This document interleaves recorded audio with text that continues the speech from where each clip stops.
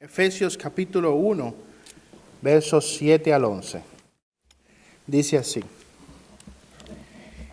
En Él tenemos redención mediante su sangre, el perdón de nuestros pecados según las riquezas de su gracia, que ha hecho abundar para con nosotros. En toda sabiduría y discernimiento nos dio a conocer el misterio de su voluntad. Nos dio a conocer el misterio de su voluntad, según el beneplácito que se propuso en él. Voy a leer el versículo 9 una vez más. Nos dio a conocer el misterio de su voluntad, según el beneplácito que se propuso en él, con miras a una buena administración en el cumplimiento de los tiempos, es decir, de reunir todas las cosas en Cristo, tanto las que están en los cielos como las que están en la tierra. En Él también hemos obtenido herencia, habiendo sido predestinados según el propósito de aquel que obra todas las cosas conforme al consejo de su voluntad. Vamos a orar, hermanos. Oh Padre Celestial, ciertamente nos acercamos a un territorio delicado, porque ¿quién puede entender la mente de Dios? Ven con tu Espíritu, te rogamos, y permítenos estudiar este tema tan importante que tiene que ver con tus decretos. Ayuda a tu iglesia, Señor, en esta mañana. Ayúdame, te lo ruego, a que podamos conocerte más según tú te revelas en tu palabra. Ven con tu Espíritu en esta mañana, te lo suplicamos, por los méritos de Cristo Jesús. Amén. Continuamos, hermanos, estudiando nuestra confesión de fe de 1689. Y hoy vamos a estudiar el capítulo 3, vamos a iniciar a estudiar el capítulo 3 de esta confesión, que tiene como título, no pude venir temprano,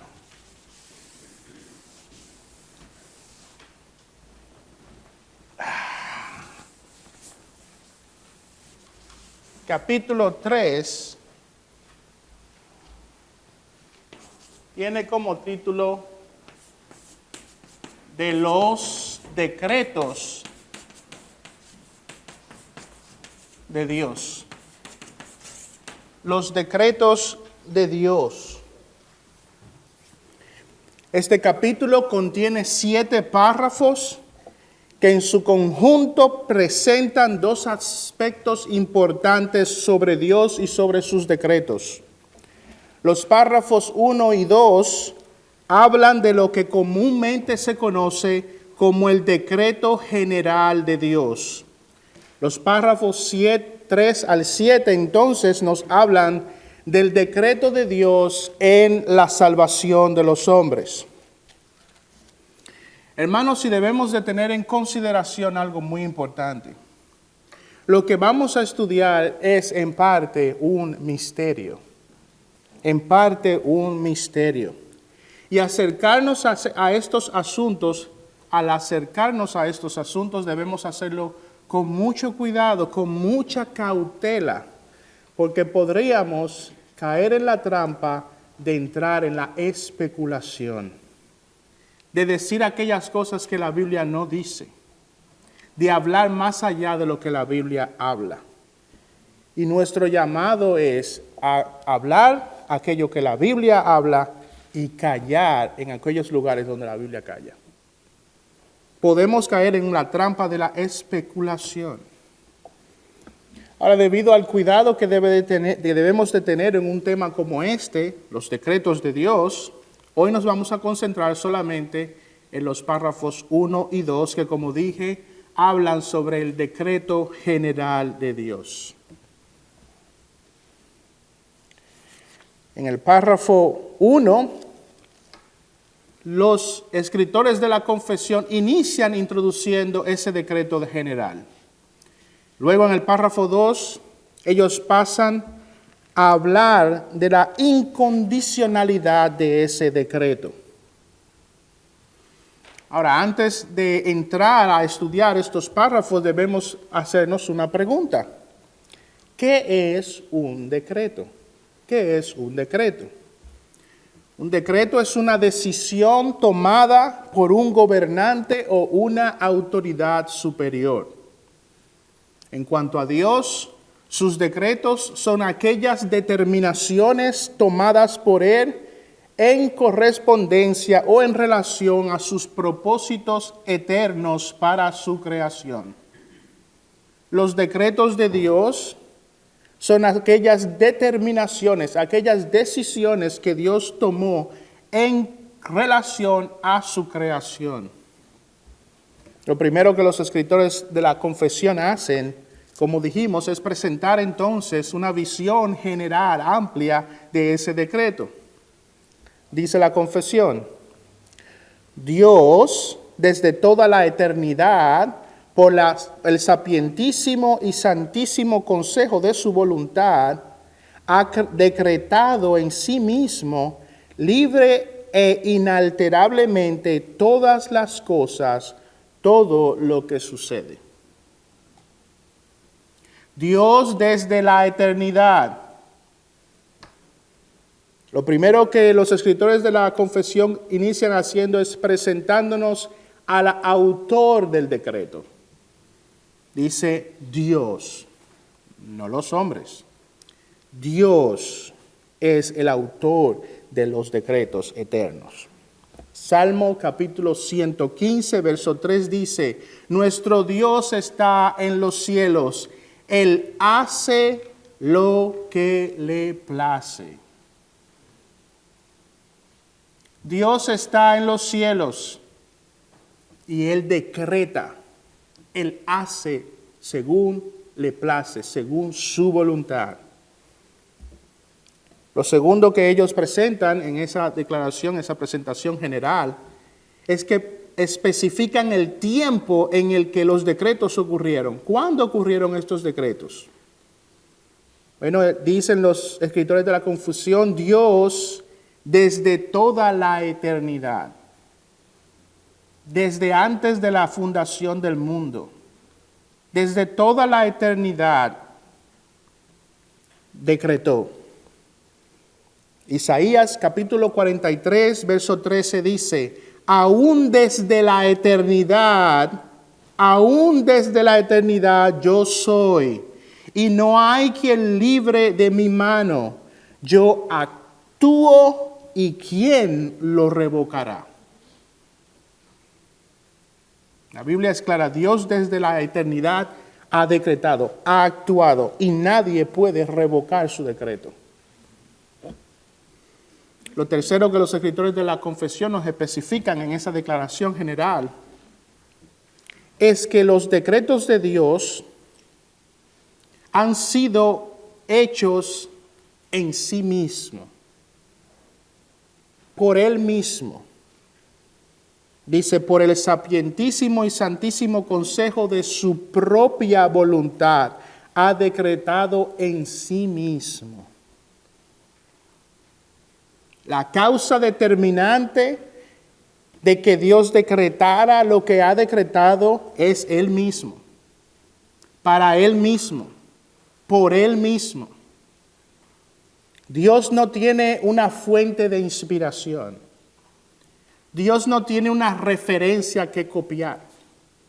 Dios no tiene un ejemplo a seguir.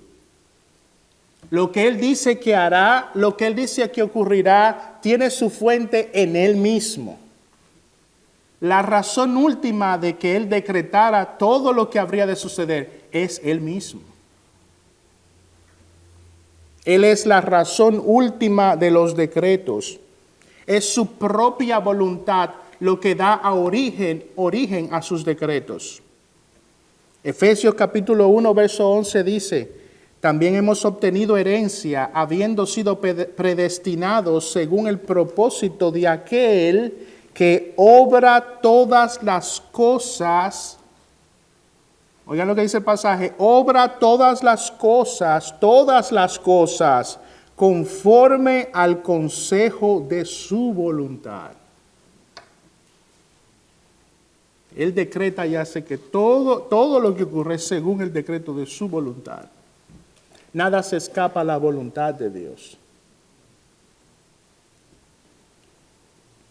En cuarto y último lugar, en esa presentación general de los decretos de Dios, los escritores de la confesión dicen, todas las cosas nos hablan, de la extensión de ese decreto.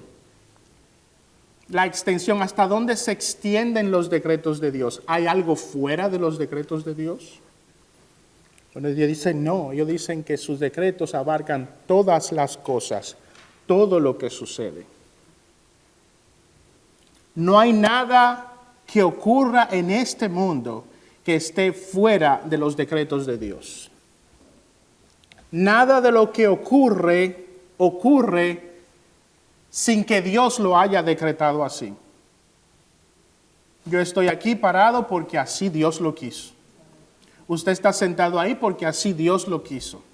Hoy ha salido el sol porque así Dios lo quiso.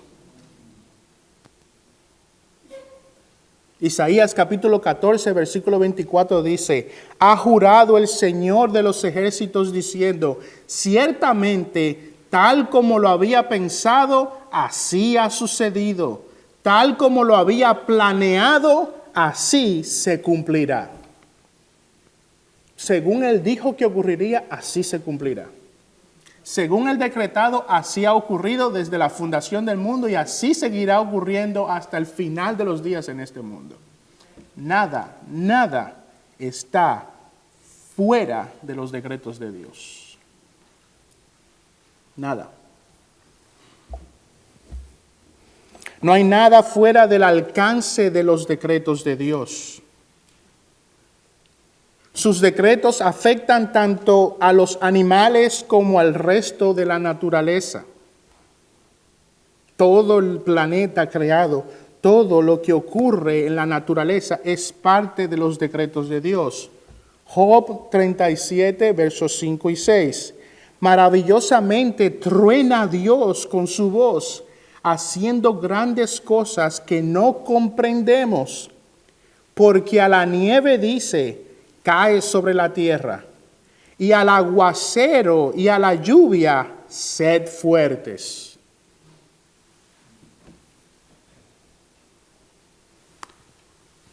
Tornado, ciclón, terremoto, maremoto, lluvia suave, lluvia fuerte, nieve, 1, 2, 4 pulgadas, 5, mojada que ni el snowblower la mueve. Todo está decretado por Dios. Todo. En su mundo la naturaleza opera bajo su decreto. Él le dice a la nieve, cae. Él le dice a la lluvia, sé fuerte, inunda. Sus decretos afectan a la naturaleza, pero también afectan a los humanos. Proverbios capítulo 19, verso 21. Muchos son los planes en el corazón del hombre, mas el consejo del Señor permanecerá. No importa los planes que tú tengas. No importa los planes que tú tengas. El consejo del Señor, los decretos del Señor, la voluntad del Señor se va a cumplir.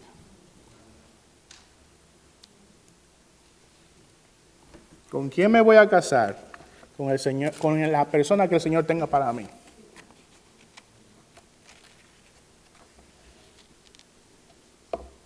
Sus decretos afectan a la naturaleza, sus decretos afectan a los humanos. Sus decretos incluyen todas y cada una de las actividades humanas.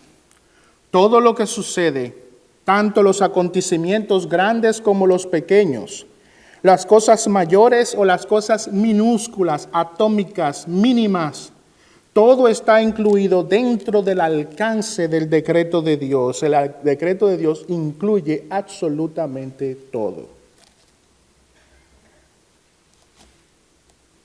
Él ha decretado en sí mismo, libre e inalterablemente, todas las cosas, todo lo que sucede, dice la confesión. Ahora, una vez que los escritores de la confesión han hecho esta declaración general de los decretos de Dios, entonces pasan a darnos ciertas cualificaciones de ese decreto.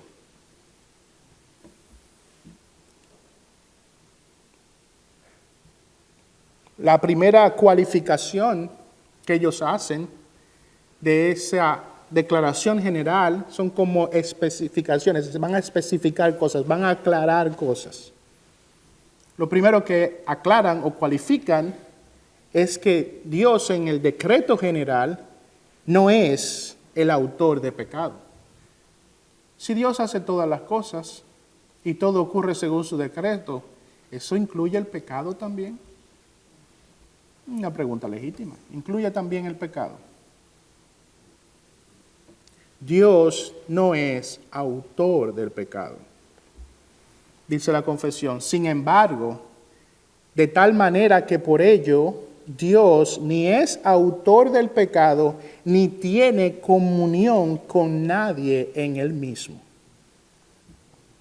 En otras palabras, los escritores de la confesión quieren dejar bien claro que aunque Dios decretó todo lo que habría de suceder, incluyendo en su decreto que los hombres realizarían actos pecaminosos, Dios no es ni el autor del pecado, ni el responsable de los pecados, ni mucho menos tiene comunión con el pecado.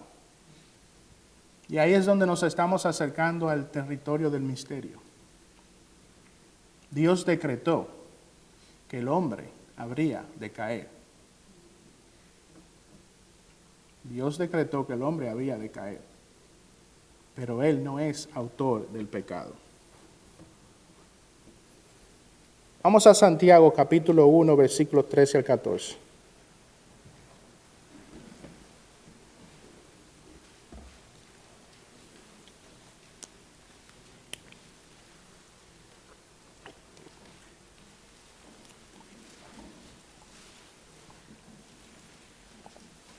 Santiago capítulo 1, versos 13 y 14, dice de la siguiente manera: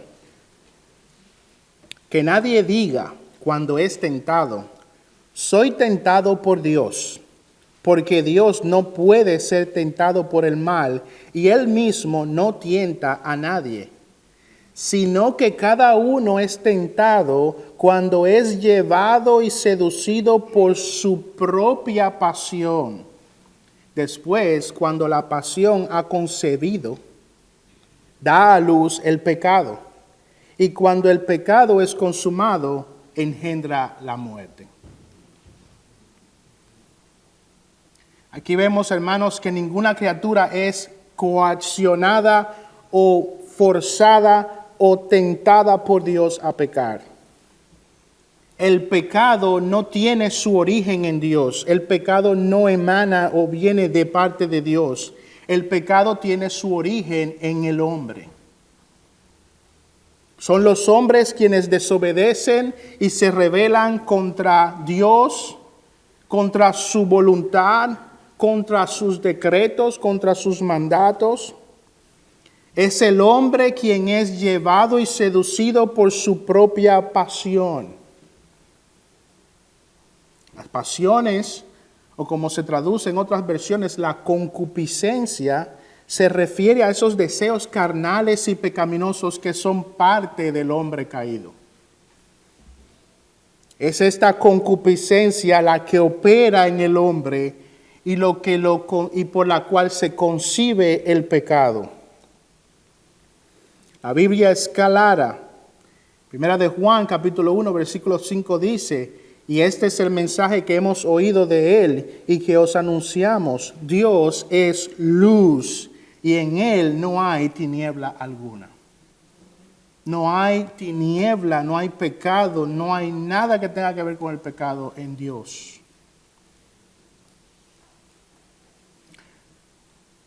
Pero Dios ha decretado que los hombres habrían de caer. Te puedes preguntar, ok, pero ¿cómo sucede esto? ¿Cómo puede ser esto? ¿Cómo Dios puede decretar que el pecado habría de existir por medio del hombre, pero al mismo tiempo no es autor del pecado? Pues hermanos, eso en última instancia es un misterio. En última instancia llegamos a una pared, porque Dios es luz y en Él no hay pecado y Él no tiene relación con el pecado. Pero todo lo que ocurre es según su voluntad.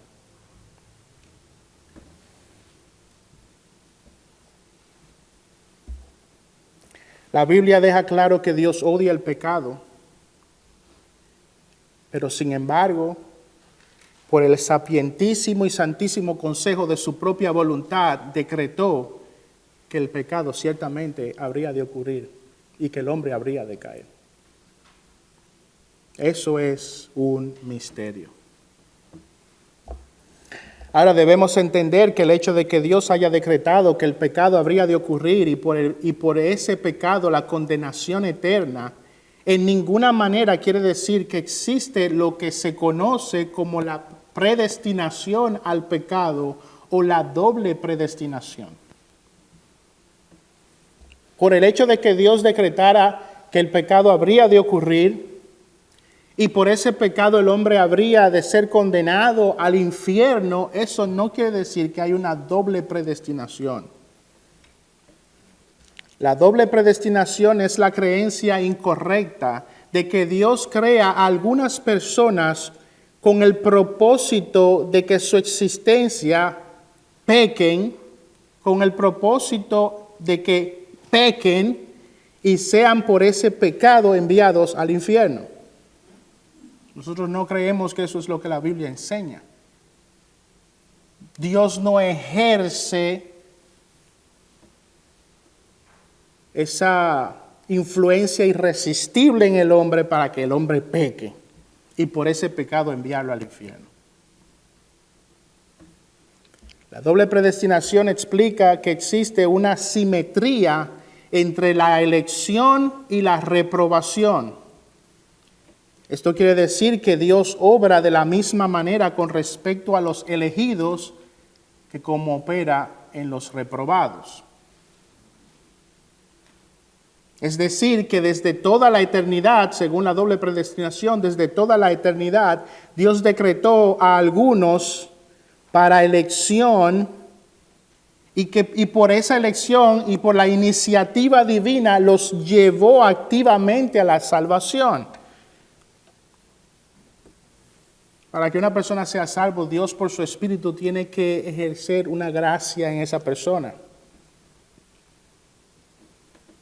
Pero de esa misma manera no ejerce una fuerza, una gracia, una influencia para llevar a los hombres a pecar y a ir al infierno. Eso no es lo que ocurre.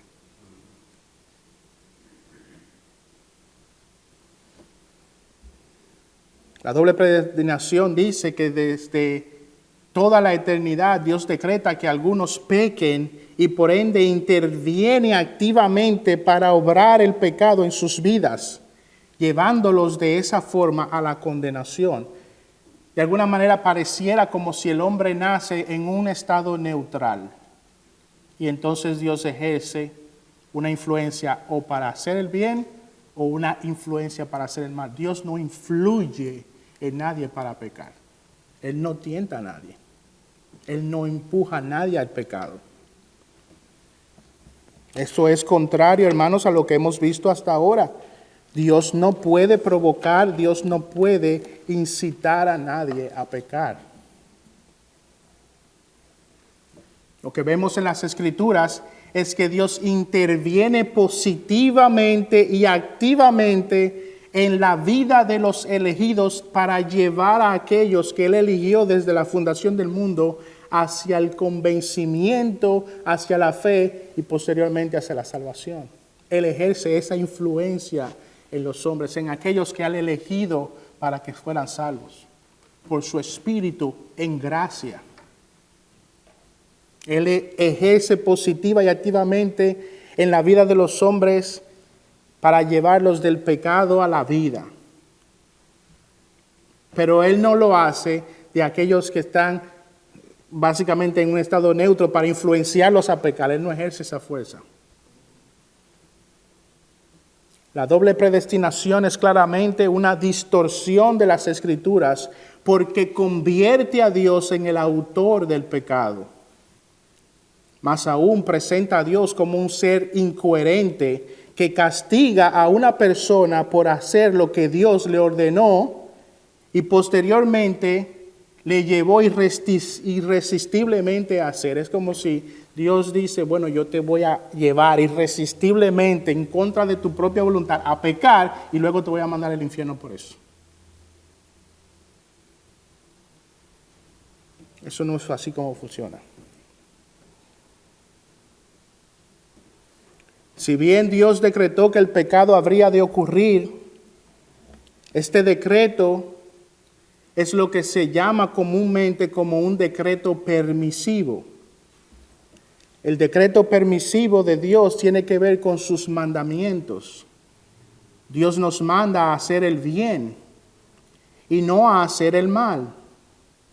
Dios nos manda a que hagamos el bien y que no hagamos el mal. Sin embargo, debido a la caída, el hombre no puede en todo momento poder elegir hacer el bien. En ese sentido, el hombre elige por su voluntad caída hacer lo malo, sin que Dios intervenga para que lo haga. Es la naturaleza pecadora en nosotros que nos lleva a cometer el pecado. La Biblia nunca habla de una doble predestinación donde Dios elige o predestina a algunas personas para que por su influencia irresistible pequen y vayan al infierno. Más bien lo que vemos es que todos estamos, hermanos, escuchen, todos estamos destinados a una eternidad en el infierno. Y Él y Dios en su misericordia entonces nos predestinó por su gracia para llevarnos a la vida eterna por medio de Cristo Jesús. Todos estábamos en camino hacia el infierno. Y Él en su gracia y su misericordia, por nada en el hombre, eligió a algunos para salvarlos. Y esta cualificación en la confesión busca salvaguardar esa enseñanza bíblica. Eso era lo que los escritores de la confesión querían guardar y defender. Dios no es autor del pecado. Dios no es autor del pecado. Decreta que el hombre habría de caer, pero Él no es autor del pecado. ¿Cómo es eso? Un misterio. Como segunda cualificación, el hombre en su pecado puede llegar a dos conclusiones. Puede llegar a dos conclusiones erróneas. Y en esta segunda cualificación, los escritores de la confesión quieren evitar que haya en nosotros una visión fatalista de la vida. Podemos llegar al ver los decretos de Dios, podemos llegar a la conclusión de que Dios es un ser malo. O por otro lado, podemos llegar a la conclusión fatalista de la vida. En esta visión fatalista de la vida, el hombre puede llegar a pensar que los decretos de Dios le convierten en un títere sin libertad alguna, haciendo a Dios responsable de todas sus acciones. No es de eso de lo que se trata. Los decretos de Dios no hacen a los hombres títeres o muñecos que van a hacer todo lo que Dios dice y decretó, como si Dios fuera responsable y el hombre no fuera responsable. No, los hombres no son títeres. Dice la confesión: ni se hace violencia a la voluntad de la criatura, ni se quita la libertad o contingencia de las causas secundarias, sino que más bien las establece. Dios decreta todo lo que habría de ocurrir, pero Él no hace violencia a la voluntad de la criatura, ni le quita la libertad a la criatura, ni la libertad, ni las contingencias de las causas secundarias, sino que más bien las establece. En efecto, el hombre tiene voluntad propia y ejerce esa voluntad libremente. Aunque la voluntad del hombre está impregnada por el pecado, aunque la voluntad del hombre es una voluntad caída, aún sigue siendo su voluntad. Aunque lamentablemente por razón de la caída, los hombres están incapacitados de hacer todo el tiempo lo que Dios demanda y dice que debemos hacer, obedecer a Dios.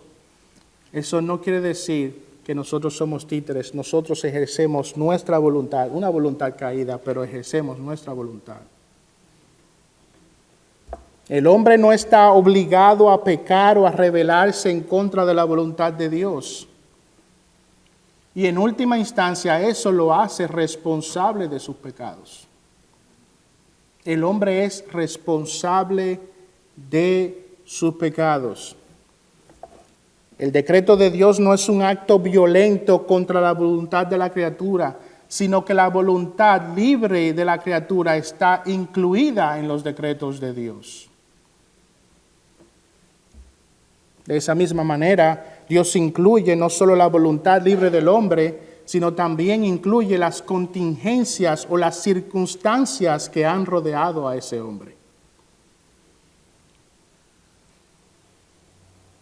No hay tal cosa como Dios me hizo pecar.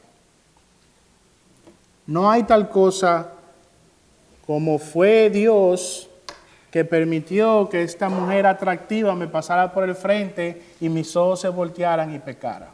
No hay tal cosa. El hombre es responsable por sus pecados. Por eso esa excusa de Adán, de la mujer que me diste, no es válida. Oh, sí, Adán, es cierto, fui yo que te di a esa mujer. No, tú eras responsable. Hay circunstancias que nos rodean en la vida, pero también hay libertad y hay una voluntad que el hombre ejerce. El hombre no es un títere. De nuevo, ¿cómo sabemos, hermanos, que Dios decreta todas las cosas? Todas las cosas, pero al mismo tiempo el hombre es responsable de todas sus acciones. ¿Cómo podemos encajar esas cosas? Dios decreta todas las cosas, pero el hombre es responsable. ¿Cómo encajamos esas cosas? La vemos explicada claramente en la Biblia. Ambas cosas las vemos explicadas claramente en la Biblia, pero en última instancia esa es un misterio. En última instancia, hermanos, eso es un misterio. Y aquí es donde nosotros tenemos que callar, donde la Biblia calla. Mi trabajo es explicarles lo que la Biblia enseña. No tratar ahora de darles argumentos y tratar de, por sutilezas humanas y argumentos que parecen lógicos, convencerlos de algo. No, presentarles lo que la Biblia claramente enseña. Dios es soberano, pero el hombre es responsable. Vamos a ver un ejemplo de esto, hermano, en Hechos capítulo 2. Vayan allá, Hechos capítulo 2, versos 22 al 23.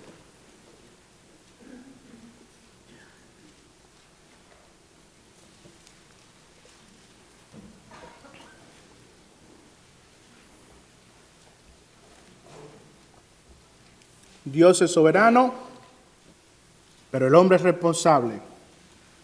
¿Cómo cuadramos eso? Sometiéndonos a lo que la palabra de Dios dice. Es un misterio.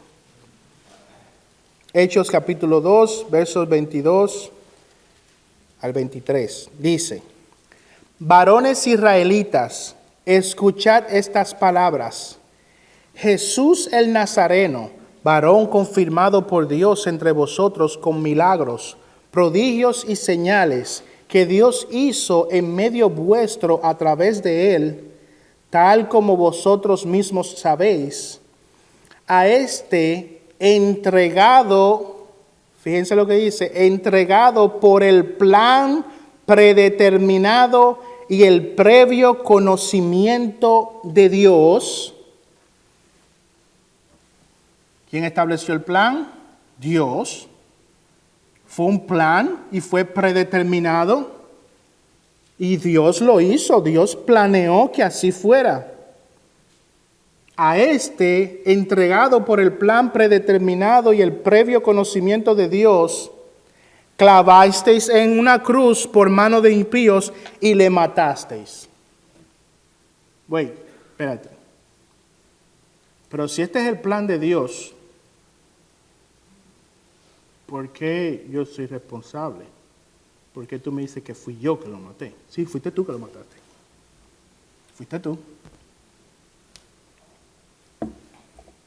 Versículo 36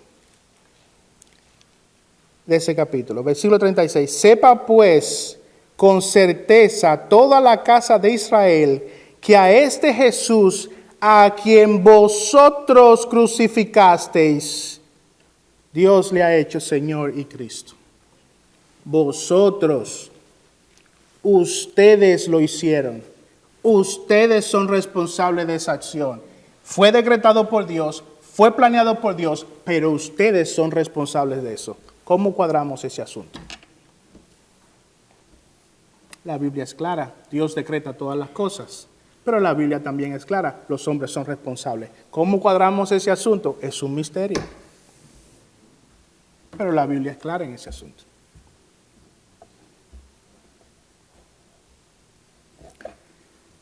Bueno, hemos visto el el párrafo 1, donde vemos esa declaración general del decreto de Dios. Vemos el párrafo número 2, donde vemos esas cualificaciones sobre el decreto general de Dios. ¿Qué podemos aprender de todo esto?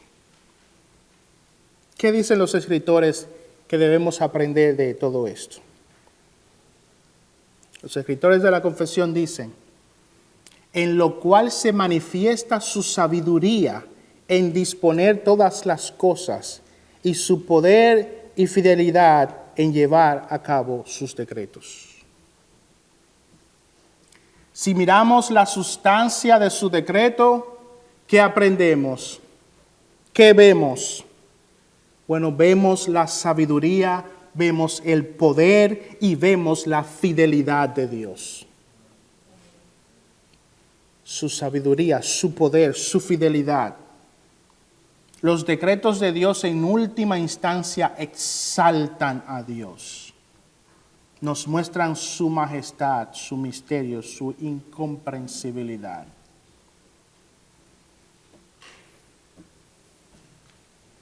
Vemos su poder. Vemos su incomprensibilidad. Entendemos ahora que hay mucho de Dios que no conocemos. Vemos nuestra pequeñez.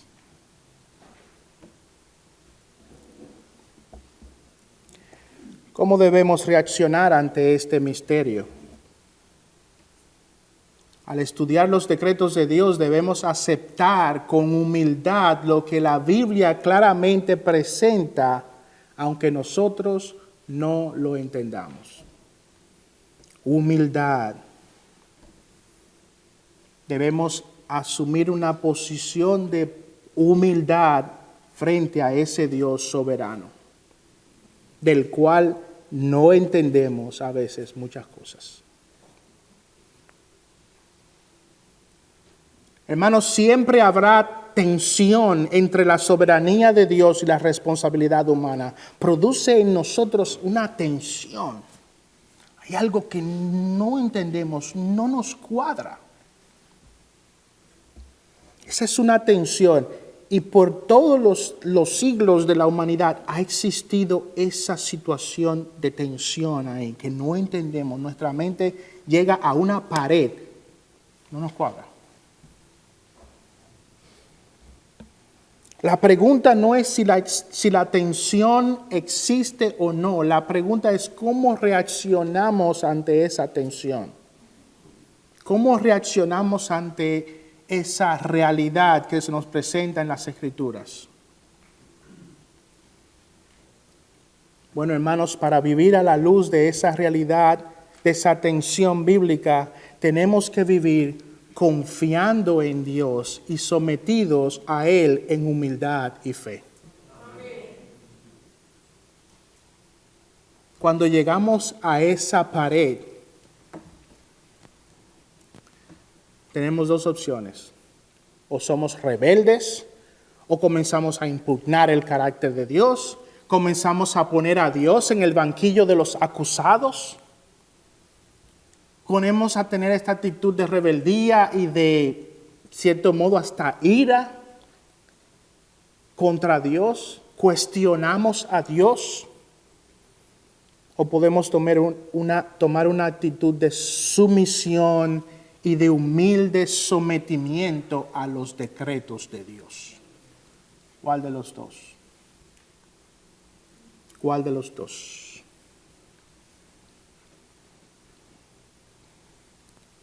¿Por qué tú haces las cosas así, Dios?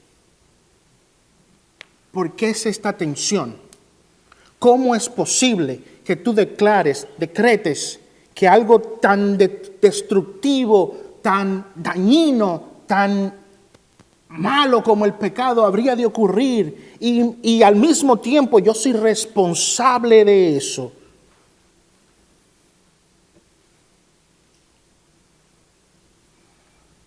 ¿Cómo reaccionamos a eso? Romanos capítulo 9, versos 19 y 21, hermanos. Vamos allá.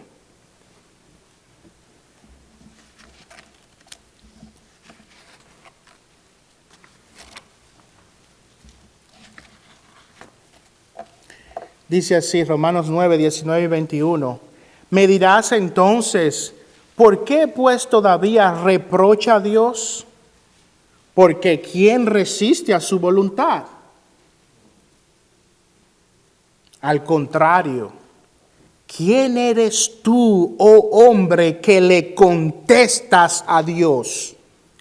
¿Dirá acaso el objeto modelado al que lo modela, ¿por qué me hiciste así? ¿O no tiene el alfarero derecho sobre el barro a hacer de la misma masa un vaso para uso honorable y otro para uso ordinario? ¿Quién eres tú que cuestionas a Dios?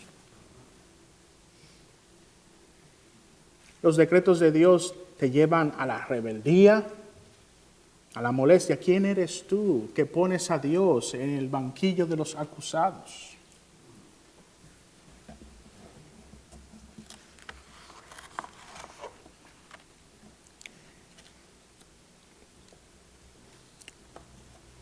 En el primer párrafo, hermanos, voy a moverme rápidamente, denme unos minutos más. En el primer párrafo vimos los decretos generales de Dios y vimos las cualificaciones de ese decreto. En el segundo párrafo, hermanos, vemos rápidamente la incondicionalidad del decreto de Dios. La incondicionalidad de los decretos de Dios significa que el decreto de Dios no se basa en el conocimiento previo de las condiciones.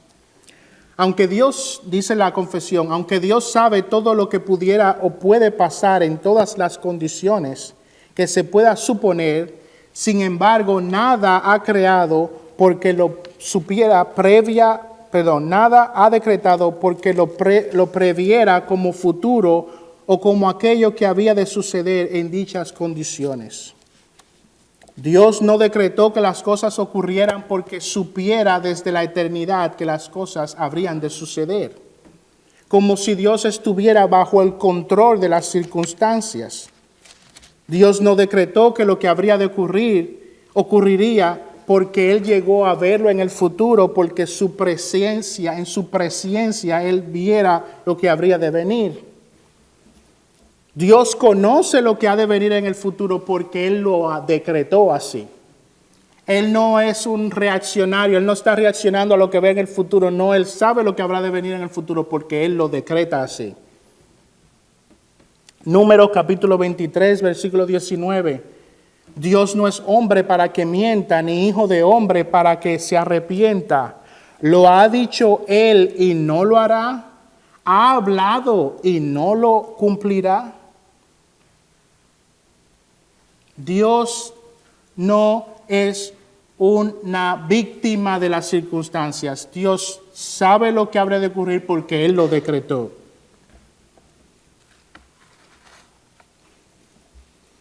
El factor determinante del decreto de Dios no es su visión hacia el futuro, es su voluntad.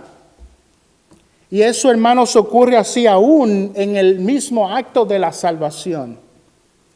Se cree popularmente que Dios eligió a algunos porque Él miró al futuro y vio que habrían de venir a Él y entonces Él por eso los predestinó, y no funciona de esa manera. En la salvación se ejerce la voluntad de Dios. Dios no es un sujeto que está esperando a ver qué tú vas a hacer en el futuro. No, Él decretó, Él te predestinó para ese futuro. Miren un ejemplo de esto en Mateo capítulo 11, versos 20 y 24.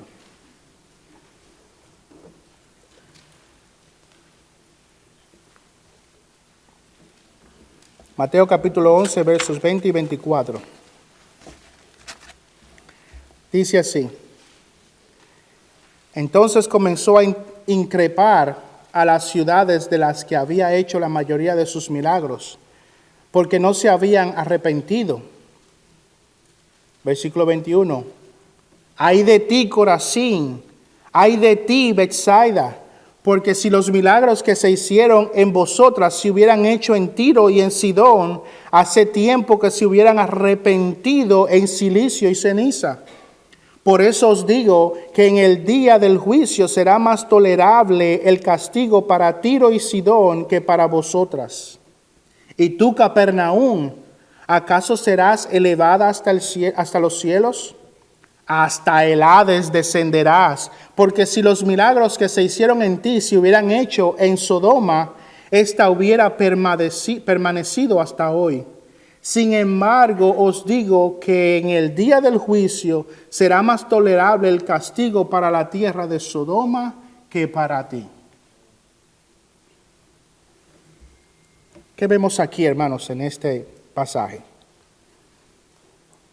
Vemos una refutación a esa idea popular de que Dios elige a personas para salvación porque Él vio en el futuro que ellas se arrepentirían y creerían. Eso es exactamente lo contrario que este pasaje nos enseña.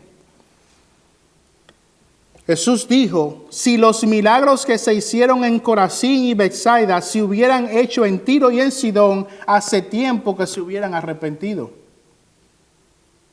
También dijo que si los milagros que se hicieron en Capernaum se hubieran hecho en Sodoma, ésta hubiera permanecido hasta hoy. La pregunta entonces es, Señor, si tú sabías en tu omnisciencia que esas ciudades se hubieran arrepentido, entonces ¿por qué no hiciste milagros allí para que se arrepintieran y se salvaran? Piensen en eso. Cristo Jesús dice, si los milagros que se han hecho aquí, se hubieran hecho en Corazín y Betsaida, se hubieran hecho en Sodoma, ellos se hubieran arrepentido. La pregunta es, ¿por qué no hiciste los milagros allí para que se arrepintieran? La respuesta es simple. La respuesta es porque en su soberanía y en su decreto, Dios no eligió a esos pueblos y a esos habitantes para su salvación. Porque Dios lo decretó así.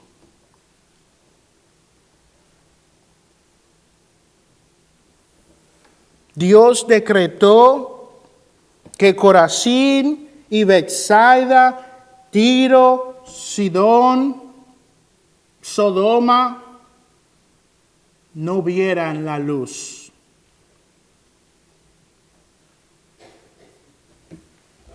Los decretó para perdición.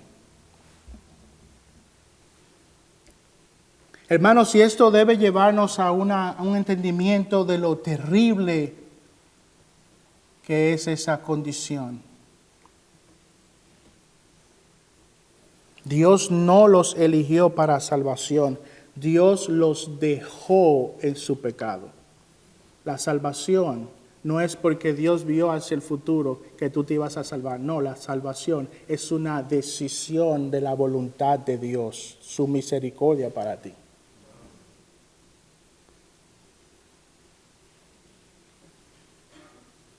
Hermanos, y esto debe llevarnos a un profundo grado de humildad.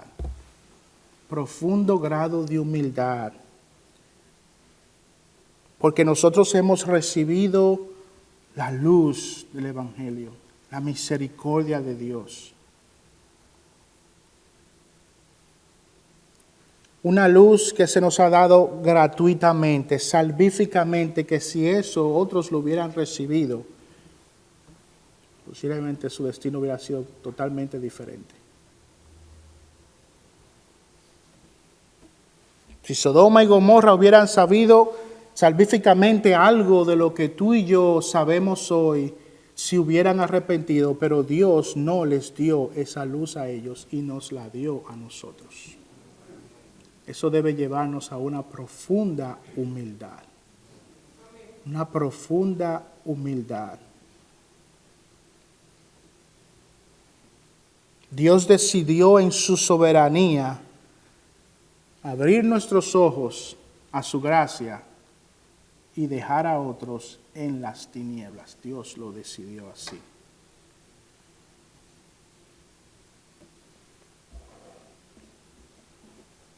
Amigo, te pregunto, ¿qué piensas cuando llegas a entender sobre la soberanía de Dios en la salvación? ¿Qué piensas cuando llegas a entender algo de que Dios determina quién habrá de salvarse y quién ha de ser dejado de sus pecados? ¿Acaso eso no te aterroriza? ¿Eres tú uno de esos que han sido dejados de sus pecados para su destrucción? Amigo, tú no sabes si en la eternidad Dios te eligió para salvación. Eso tú no lo sabes, nadie lo sabe. Pero lo que tú sí sabes es que la salvación está solo en el Señor. La salvación está en sus manos. ¿Y qué debemos hacer entonces? Correr a Él, implorarle a Él, suplicarle a Él, ir delante de sus pies y rogarle, sálvame. Ten misericordia de mí. No está en ti saber si eres un elegido o no, pero está en ti suplicar por ser salvo, está en ti rogar por ser salvo, rogar al Señor para que Él te limpie de tus pecados. Recuerda que si llega el día del juicio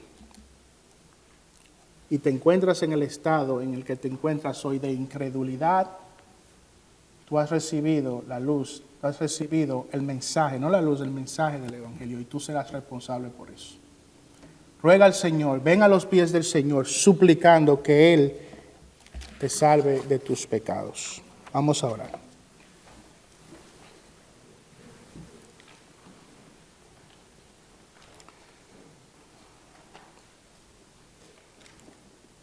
Señor, al ver la realidad de tus decretos, te pedimos que tengas misericordia de nosotros y nos des un espíritu de humildad y de sujeción a tu voluntad.